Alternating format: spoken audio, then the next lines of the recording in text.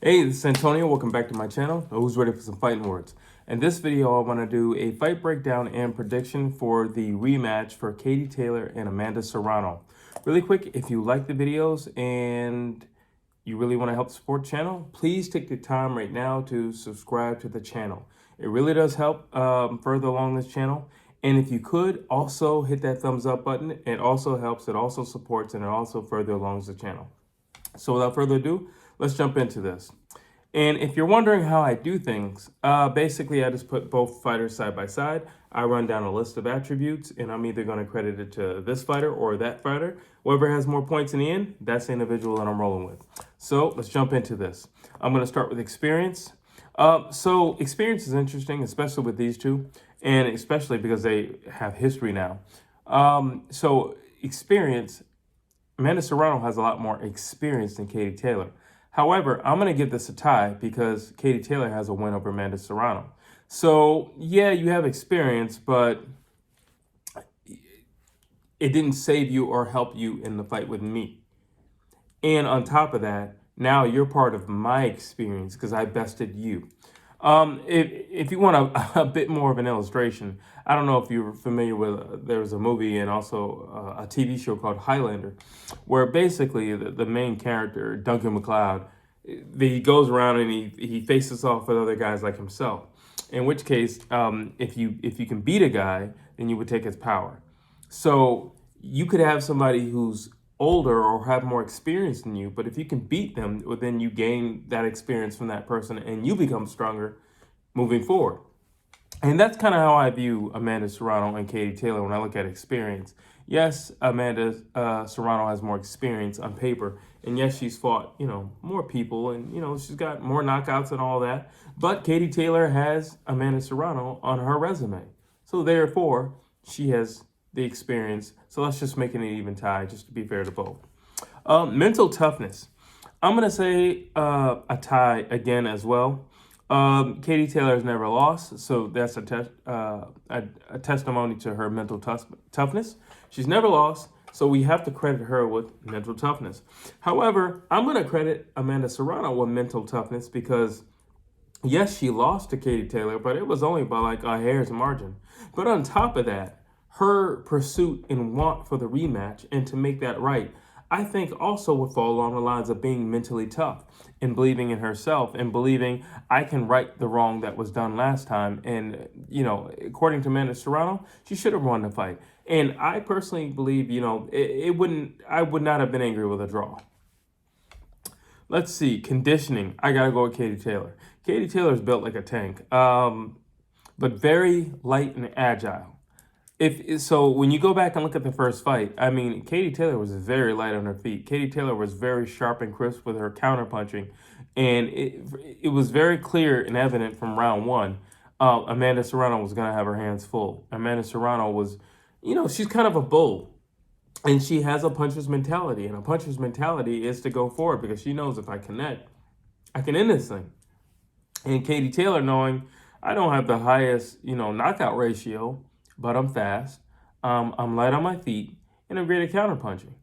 And that's exactly what happened. I probably said the first 4 rounds were really good for Katie Taylor. And my only real critique, one of my biggest critiques from the first fight is that Katie Taylor, moving along in the rounds, abandoned what was giving her so much success in the earlier rounds. Power. Amanda Serrano, she has more KOs. She has more KOs. It's simple as that. She definitely has more power.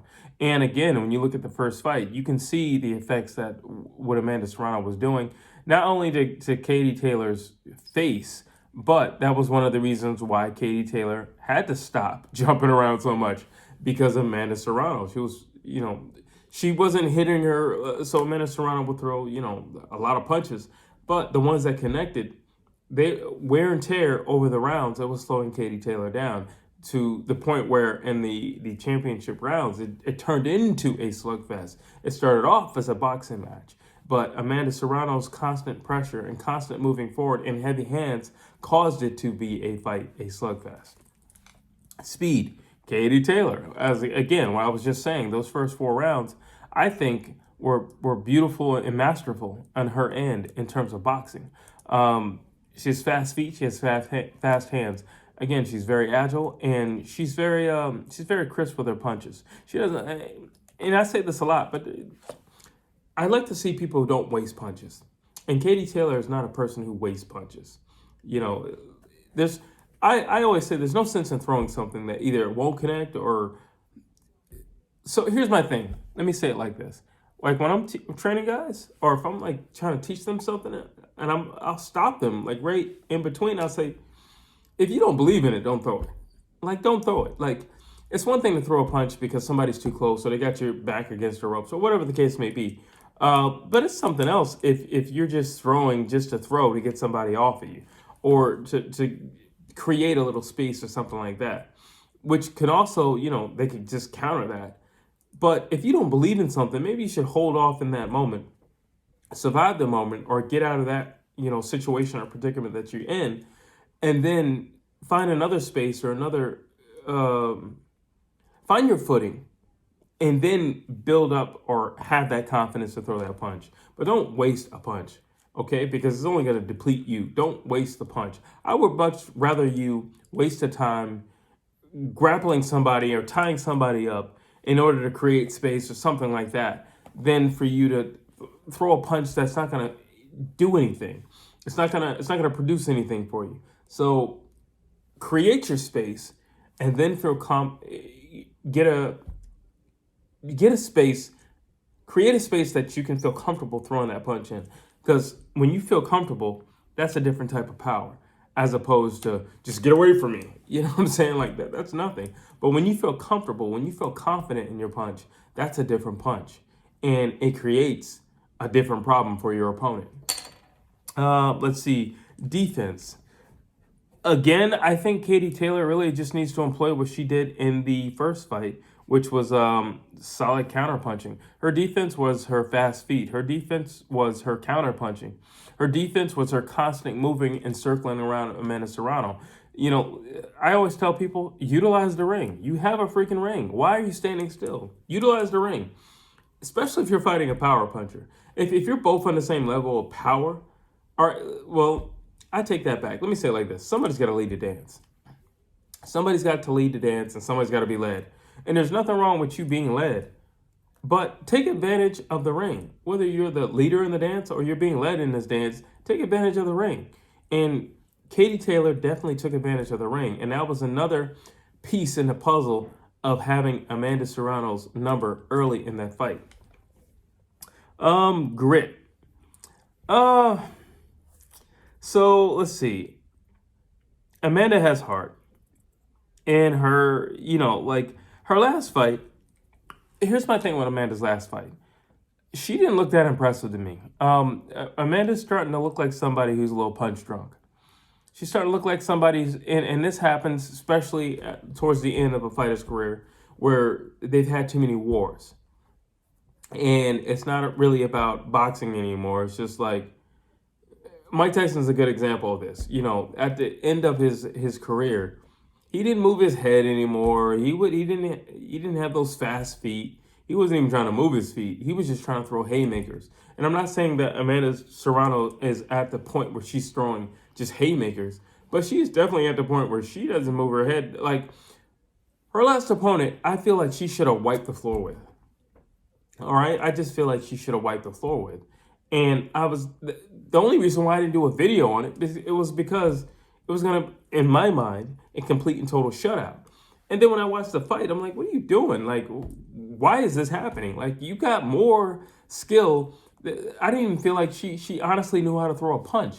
So when I'm looking at Amanda, I'm like, she can't be hitting that hard where you're giving her this much respect. But to me, she was showing signs of just wear and tear and years of battle. And that happens. And those are the telltale signs, where you just kind of end up in slugfest with people that a year, 3 years earlier, you would have wiped the floor with. And yeah, she showed grit once again. But I felt like she showed grit with somebody she shouldn't have had to show grit with. So that, coupled with the fact that in the first fight, Katie Taylor and Amanda Serrano go the distance and Katie Taylor best her out, I'm going to have to say the grid's going to go with Katie Taylor in this one. Boxing IQ.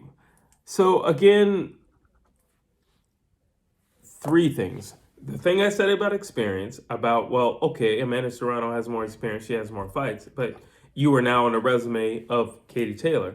Then with Amanda, looking a little punch drunk,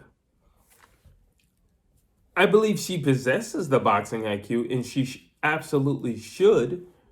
On paper, she absolutely should. But again, I think that last fight was really telling because her last opponent is not on the level of Katie Taylor, and I don't understand why she pushed Amanda Serrano so hard. Amanda Serrano should have gotten her out of there. And so when I look at boxing IQ, I'm just going to give it a tie for this one because I know she does possess it. She's been along in the game long enough, and she has more than enough experience to possess the boxing IQ and should have more than Katie Taylor. But she did not display it in the last fight, so therefore she gets pulled down a notch, and now her and Katie Taylor are equal in boxing IQ. Let's see. Pain and tolerance. How much can you tolerate? How much pain can you tolerate? This one I'm going to give a tie as well because I got to give it to Amanda Serrano on that first fight. She really did begin to piece Katie Taylor up, and her face was really showing the effects of getting hit and getting hit hard. But she held it together, and I would say in the championship rounds, Katie Taylor found another gear within herself. And I mean, both of them, again, I'm going to have to give this a tie only because both of them lasted, the whole fight. And, with Amanda Serrano's last fight, where, again, that was another slugfest, so I have to give it a tie. But I feel like I was more impressed with Katie Taylor because in the last two rounds of their fight, the first fight, well, the only fight, she really stepped on the gas. She really stepped on the gas when the fight has shifted in Amanda Serrano's favor because a slugfest would favor Amanda Serrano, especially being the heavier hitter. But Katie Taylor held it together, and she won those last two rounds, in my personal opinion. So that's why I'm going to give this one also a tie. Footwork. I mean, I think I've already said this a little bit earlier, but Katie Taylor, she boxed beautifully in the early rounds, especially 1 through 3. And I feel like she can easily do that again in the rematch.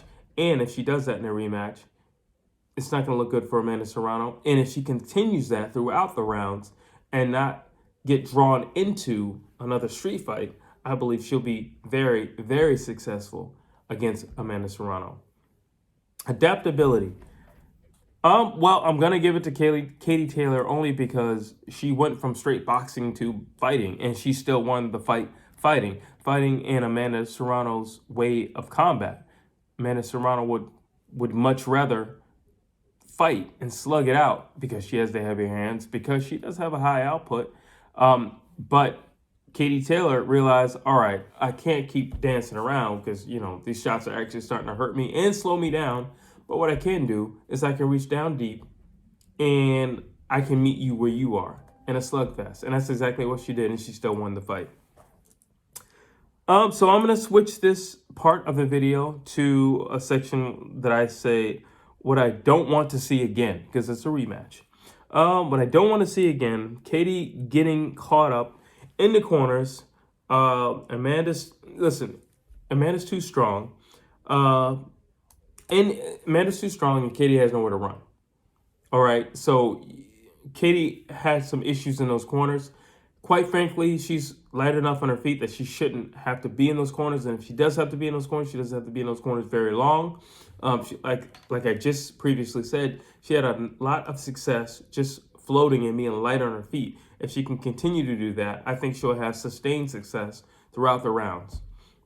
Amanda, just walking forward, eating counters. Listen, if you're gonna do that, then here's what I would suggest. If you're just gonna walk forward and eat those counters, because she was eating some counter shots. She ate counter shots the whole entire fight. But those first few rounds, the first half of the fight, she really ate a lot of counter shots. What I would suggest is a high guard. If you're gonna do that, if you're going to just walk straight forward, and Amanda Serrano's legs weren't that bent either. Like, if you're literally going to just walk straight forward, then I would suggest a high guard. By all means, do a high guard. Let's take it back to winky right and just march on in. But let's show a little variety with our defense. Let's see. Katie fighting Amanda off. Instead, stay on the outside. Again, Katie had so much success. I don't understand why she chose to plant her feet. I just believe it was the impact of Amanda's punches, mounting up. And, she just didn't have what it took to continue to prounce around like she was earlier in the fight. And that's totally understandable. But you can still stay on the outside. At which case, listen, at that point, maybe you just need to go back to your old jab, and try to keep Amanda away. You can lead with a jab. When she counters, you re-counter. That's how that will work. Your jab isn't necessarily, your jab is really going to be doing two things: keeping Amanda at bay, and then forcing Amanda to return fire, so you could really do what you want to do, which is return fire on her return fire. So you would counter her return fire. That's the overall plan, to get her to throw something at you so that you could counter that. But your jab is to make her fire back at you, but also create space and keep her at distance, at bay. Let's see. Katie fighting with heart. Fight with your brain, okay? Because when you were fighting with your heart, you got pieced up a little bit. Again, that's Amanda's game. Amanda's tough. Amanda's durable. Amanda's going to be coming straight forward. Amanda hits hard. She has heavy hands. And she's going to throw a lot of punches. Fight with your brain. When you were fighting with your brain, you had a whole lot of success. When you were fighting with your heart, then the fight became very even and very unsettling for you. So fight with your brain. Let's see. Now, this is another segment, what I want to see. Amanda mixing it up, not just straight punches. Amanda needs to go to the body. You got those heavy hands. Why not go to the body? I guarantee you could find success. Not only find success, but you could probably put Katie Taylor out if you go to the body and then you bring it upstairs later on in the fight. That's just a thing. But all those straight punches, Katie was still on her feet. But the few times you did go to the body, you did have a little success. Katie being more patient. Amanda will lead and just wait for it.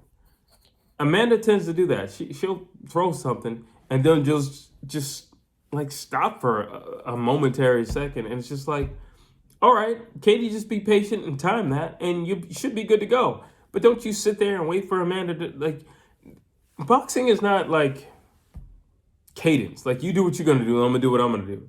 Boxing is not a conversation. I can choose to disrupt this conversation anytime I want. Or let's just say if it is like a conversation, I can cut you off whenever I like. Don't wait for Amanda to do what you need to do and then get out of Dodge. Katie using her legs more, especially in the later rounds. She had so much success. I can't stress this enough. I feel like Katie's legs and her agility and her ability to just prance around very lightly on her feet was where all that success was coming from. That coupled with the counter punching. Please don't lose that, and please try to sustain that throughout the entire fight. Let's see. And following up on that, Katie countering. I don't feel like she countered as much in the latter half of the fight as she did in the first half of the fight, where all her success was coming from counter punches. Listen, if it was successful, keep it. If it's not successful, that's when you drop it. More body work from Amanda, which I already said. You heard Katie. I don't understand why you stopped doing it. I take that back. I don't understand why you didn't do it more. Let's see. Katie throwing the overhand. It was effective, but she waited until the championship rounds to throw overhand.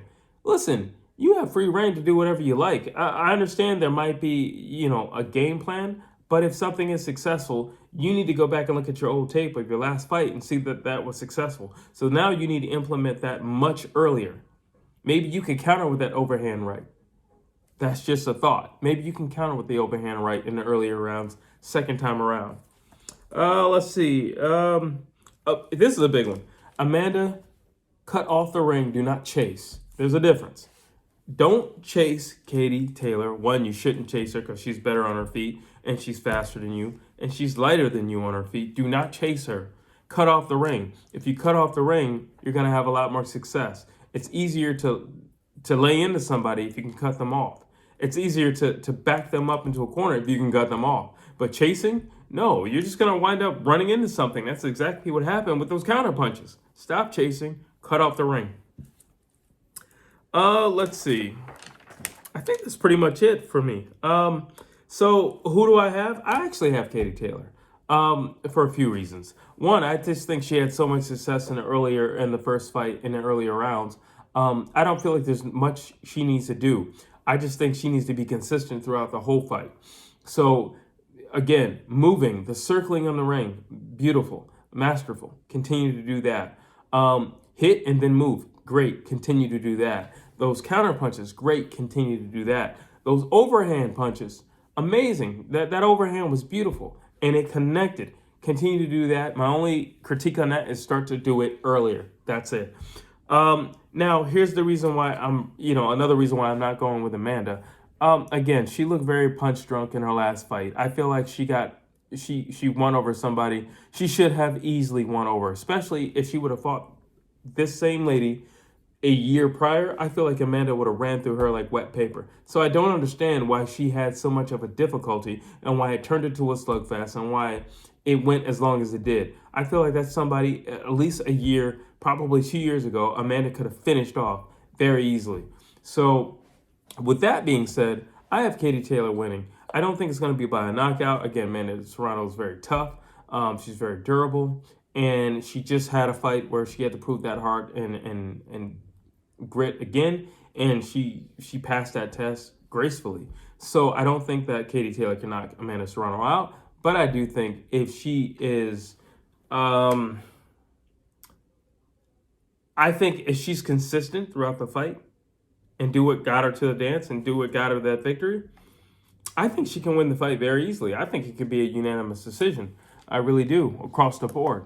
If she follows the game, the blueprint that she set the first time, but follows it through completely, I think she can get a unanimous decision against Amanda Serrano. And that is my fight breakdown and prediction for Amanda Serrano and Katie Taylor. Please drop your thoughts down below. I want to know what you have to say. Do you believe that I'm right and Katie Taylor is going to win this one? Or do you think Amanda Serrano maybe figured something out from the last fight and she has Katie Taylor's number? Drop your thoughts down below. As always, I would love to hear what you have to say. Please like, please share, please subscribe to this channel.